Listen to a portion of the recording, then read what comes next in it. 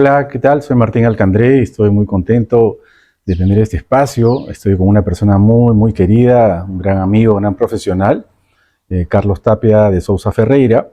Pero antes de presentarlo, quiero un poco poner el contexto de qué es esta entrevista. En esta época del año, las empresas entran en un espacio de incertidumbre, puesto que tienen que proyectar, tienen que identificar cuáles son las metas para el próximo año. Y hay temas que son esenciales. Por ejemplo, el tema de planeamiento estratégico.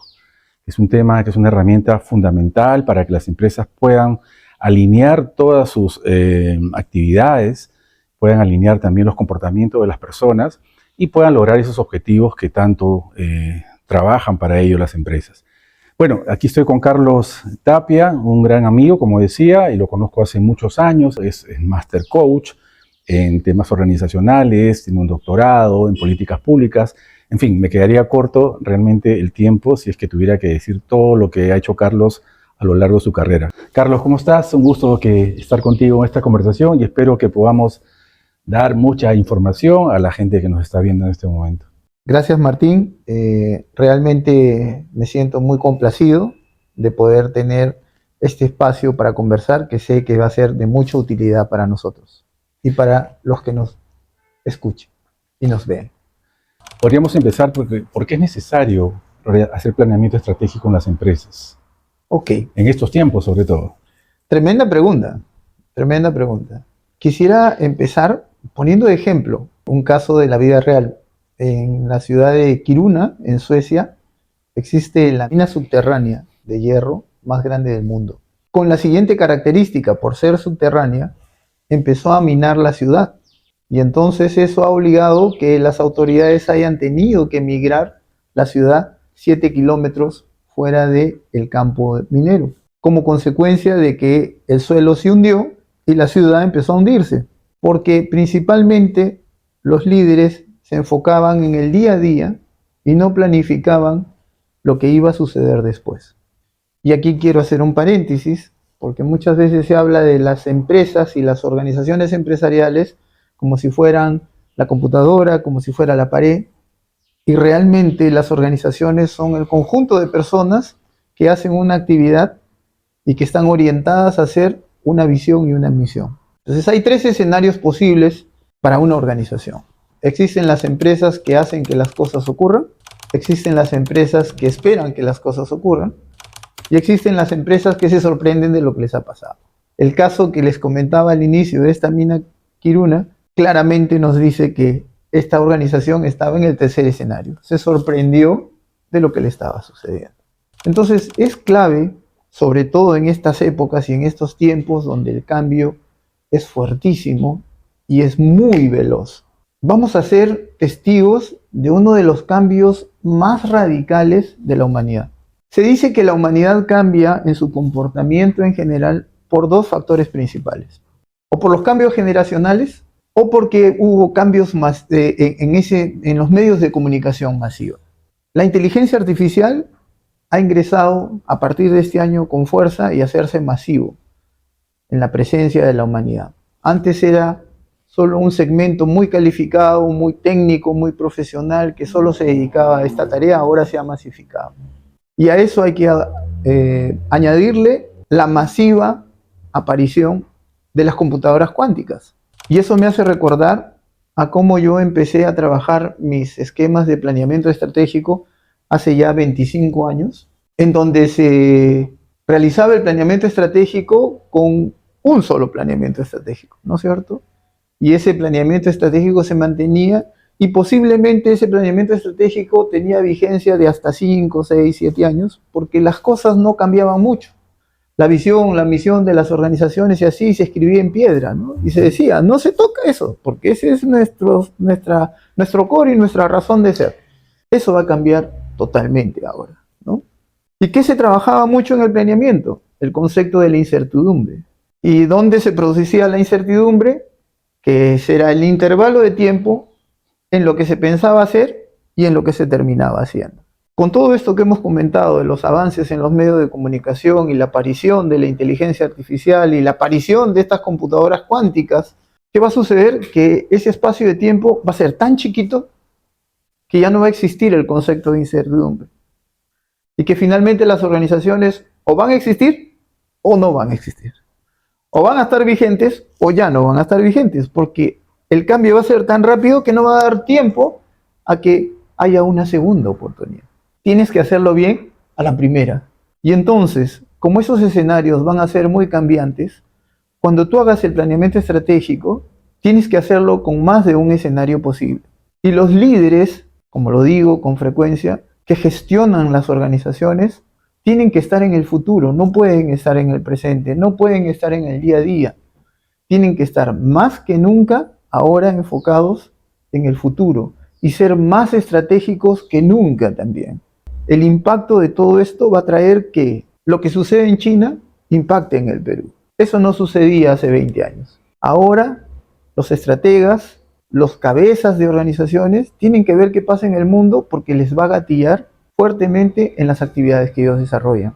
Entonces, todas esas cosas que van a cambiar en la organización van a originar que el planeamiento estratégico que se realice tenga que tener esas características, esa capacidad de adaptarse a todas esas situaciones que se nos van a presentar ya el otro año.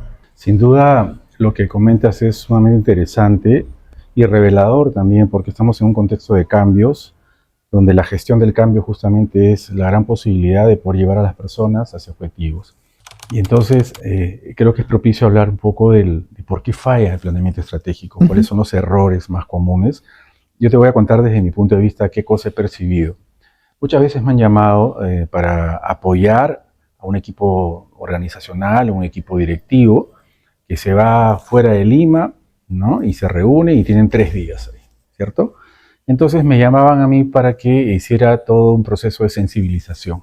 Porque claro, puede ser que, digamos, con tanto número, con tanta información, la gente se aburre un poco. Yo generaba sensibilización, conexión emocional, predisposición de la gente, motivación de las personas, apertura para que puedan compartir, efectivamente lo que tenían que compartir es sacar y poner en la mesa cuáles son los problemas. Entonces, esa era mi etapa. Terminaba esa etapa, yo me iba y se quedaban ellos trabajando. Yo no sé qué cosa pasaría después. Yo te llamaba para ver, todo muy bien, me decían. Pero creo, y justamente me alegra muchísimo. Perdóname que te corte, te dice, el otro año nos juntamos otra vez para jugar de nuevo. Tal cual. Entonces, qué bueno que nos podamos haber juntado para poder aportar justamente y complementar, no solamente, hay una parte blanda, obviamente, el soft skill es importante para que puedan dar lo mejor en ese tipo de espacios, pero creo que si nosotros empezamos a entrar a las empresas a ofrecer justamente esta combinación de soft skill y estas herramientas tan potentes, creo que podríamos realmente generar un valor muy grande para las empresas. ¿Tú qué piensas, Carlos, de esta fórmula que estamos trabajando? Específicamente, ¿qué es lo que debemos hacer? ¿Qué es lo que debemos trabajar para que realmente un planeamiento estratégico sea exitoso? Hay varias cosas a tener en consideración. Recuerdo mucho que en mi experiencia, en algunas empresas textiles sobre todo, existía el área de planeamiento. Y como el planeamiento no funcionaba casi nunca, a los colaboradores que trabajaban en la organización, en esa área de planeamiento, se les decía, tú eres el que primero planeas y después mientes. Planea, miento. ¿No es cierto? Porque realmente no se cumplía lo que se había proyectado. Y eso sucede principalmente hasta por un tema educativo. En el Perú específicamente, porque esto también lo he visto en otros países, como Uruguay, como República Dominicana, como Ecuador, solemos diagnosticar muy bien lo que sucede. Y hasta ahí lo hacemos magnífico. El problema es cuando hay que gestionar o cuando hay que ejecutar eso que se ha determinado que se tiene que realizar. Y eso sucede primero porque no hay una adecuada visión y misión, es decir, no sabemos a dónde vamos. O sea, imagínate que la organización es como un cuerpo humano, ¿sí? Y entonces de repente tu pierna derecha cree que hay que caminar hacia el sur, pero como la pierna izquierda no sabe cuál es la visión, la misión ni las metas que hay que conseguir, en vez de ir hacia el sur se va hacia el norte. Entonces, ¿va a poder avanzar ese cuerpo humano? No hay forma que lo pueda hacer, ¿no es cierto? Porque mientras tú estás dirigiendo tu pierna derecha hacia el sur, la pierna izquierda está caminando hacia el norte. O lo más probable es que no avancen, ¿no? Se quede Y entonces se en el queda mismo ahí. lugar. Y lo peor que puede haber para una organización es la inercia. Correcto. O sea, debes tomar un camino, debes tomar una decisión y debes seguirlo. Es cierto, puede haber una misión, una visión, y ya, la podemos ayudar a la empresa a elaborarla, y de ahí vienen una serie de pasos que la empresa no tiene ni la menor idea. Por decir algo, ¿no? Para explicar a nuestros amigos, cuál es el organigrama, o cuál es la estructura, o cuál es el cargo que yo debería tener, cuánto debería ganar, por qué él debería. Surge una serie de interrogantes que me gustaría un poco que nos cuentes para que la gente que nos ve pueda tener mejor conocimiento de esto. Sí, claro, con mucho gusto. Por ejemplo, tú tienes 3 estrategias empresariales que tienes que tomar en cuenta al principio para saber qué vas a hacer. ¿Quieres crecer? ¿Quieres mantenerte como estás? ¿O quieres dedicarte a hacer otra cosa? Eso es lo primero que tienes que plantearte cuando vas a realizar un Así planeamiento es. estratégico. Dice que la ignorancia es atrevida. Un día, hablando con 2 directores de una empresa, les hice el comentario, ¿no? Y uno de ellos dijo, yo quiero hacer los 3. O sea, ese es el nivel a veces de desconocimiento que hay de qué es lo que hay que realizar y cómo tienes que enfocarte para que tengas un éxito. Una vez que tú has definido eso, estableces metas y objetivos a obtener. Y esos objetivos también tienen una característica. Porque ¿qué sucede cuando tú empiezas a decirle a los grupos empresariales, ok, por ejemplo, he decidido crecer? Sí, ok, ¿cuánto has decidido crecer? Y te dice, yo quiero crecer 50%. Entonces ahí tú tienes que decir, a ver, un ratito, aterricemos el tema. ¿De dónde sacaste que puedes crecer 50%? ¿Has analizado cómo está el mercado en el que tú estás? ¿Has analizado el factor externo que ahora es súper importante por lo que ya hemos venido conversando? ¿No es cierto? ¿Ese entorno es atractivo para que tú puedas crecer? Si tú piensas crecer en una proporción, tu organización, la estructura organizacional de la empresa está diseñada para ese crecimiento. Y entonces ahí va el otro concepto, y que sobre todo se ve en las empresas familiares. ¿Qué tipo de estructura organizacional tienes? Correcto. Pongo el ejemplo del deporte del fútbol, ¿no? El equipo que campeonó ganándole a todos los equipos por goleada en la segunda división y salió campeón. Al año siguiente tiene que ir a la primera división. Pero ¿qué hacen estos equipos? Lo más probable es que casi nadie de ese equipo que campeonó por goleada en la segunda división juegue en la primera división. ¿Por qué? Porque los objetivos son diferentes, porque las exigencias son diferentes, porque es más retador la meta a cumplir, ¿no es cierto? Y entonces tienes que olvidarte de esos que fueron exitosos en su momento para darle paso a gente con los skills y con las capacidades necesarias para ese crecimiento que tú quieres obtener. Y en las empresas familiares me ha tocado ver mucho, ¿no? Recuerdo una empresa familiar donde eran 11 hermanos y dentro de los 11 hermanos habían 7 mujeres que eran casadas con personas que también eran parte de la familia, ¿no? Y habían primos, sobrinos, o sea, al final hasta el que abría la puerta era familiar de los dueños, ¿no es cierto? Y entonces cada uno planteaba sus cosas y era difícil llegar a consenso. Y ahí viene la otra parte, en donde por qué es importante que alguien que está fuera de la organización les permita desarrollar mejor ese planeamiento estratégico a realizar. Es muy importante poder romper con esa inercia con la cual la organización funciona, ¿no es cierto? Y rodearse de lo que se llama los trabajadores del conocimiento. Un ejemplo muy conocido en el Perú es el caso de los hermanos Añaños, ¿no es cierto? Claro. La empresa de gaseosas que es temida por la Coca-Cola en el mundo, ¿no es cierto? Porque le ha quitado varios espacios. Señores que empezaron en la ciudad de Huancayo con una carretilla recogiendo botellas vacías de todo tipo para llenarlas de gaseosa. Estos señores llegó un momento en que dijeron, oye, nosotros somos el cuello de botella para esta empresa, para el crecimiento de esta empresa. Por lo tanto, necesitamos contratar gente con talento para poder hacer ese crecimiento y ese salto cuántico que yo quiero hacer. Al hacer eso, miren el resultado que se ha obtenido, ¿no? Entonces, una empresa que ahora es una empresa de clase mundial, con presencia hasta en el Asia, como resultado de haber adquirido esos trabajadores del conocimiento que han permitido que toda esa estructura organizacional soporte ese crecimiento esperado. Yo te quería hacer una pregunta para ir aterrizando con este tema. Si alguien de una empresa, o el dueño de una empresa familiar, o un grupo de personas de una empresa familiar, una pequeña empresa, mediana empresa, que nunca ha hecho planeamiento estratégico, ¿no? Y porque pensará que es demasiado costoso, es demasiado grande, eso no lo entiendo. ¿Cómo le podrías explicar de manera muy sencilla cuáles son los pasos o qué es lo que podría ocurrir en este proceso, desde el inicio hasta el final? Me encantaría que la gente pudiera entender y por un poco romper el miedo también que puede existir, ¿no?, al respecto. También he tenido experiencias de ese tipo a lo largo de estos 25 años que he trabajado. Recuerdo mucho el caso de un dueño de una empresa que no tenía estudios profesionales, pero sin embargo tenía el tacto y la habilidad y la capacidad para poderse dar cuenta en dónde estaba el negocio.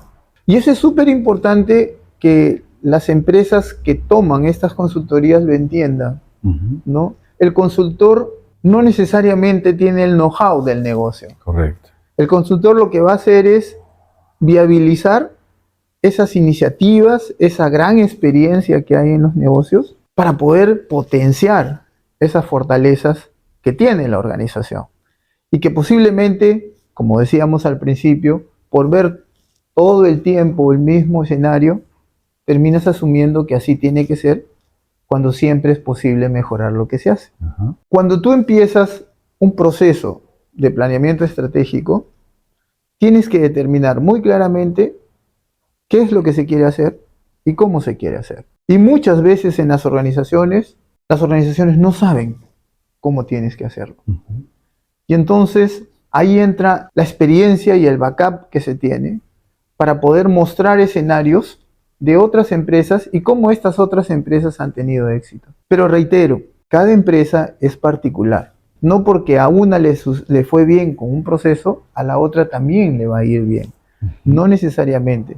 ¿Por qué? Porque las organizaciones son el conjunto de personas. Hay un tema cultural, por supuesto, ahí. Y entonces, las personas son las que van a hacer esa diferencia. La cultura, como dices tú. Acá las cosas se hacen así, ¿no es cierto? En la otra lado lo hacen de otra manera, pero aquí se hacen así, ¿no? Y entonces tienes que romper esa resistencia.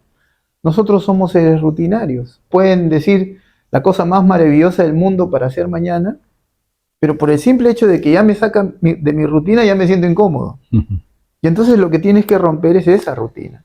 Más aún ahora, con la complejidad de las nuevas generaciones o de las nuevas generaciones, y eso también es importante tenerlo en cuenta.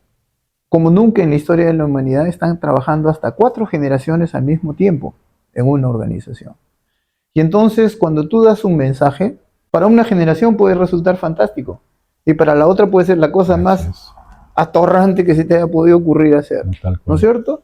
Y entonces es súper importante conocer esa diversidad de opiniones y permitir en estos escenarios de planeamiento, por ejemplo, que el planeamiento no sea, como decimos nosotros, la ideota de la cabeza, sino que es en consenso toda la organización cómo puede aportar a generar ese conocimiento que permite el crecimiento que queremos obtener.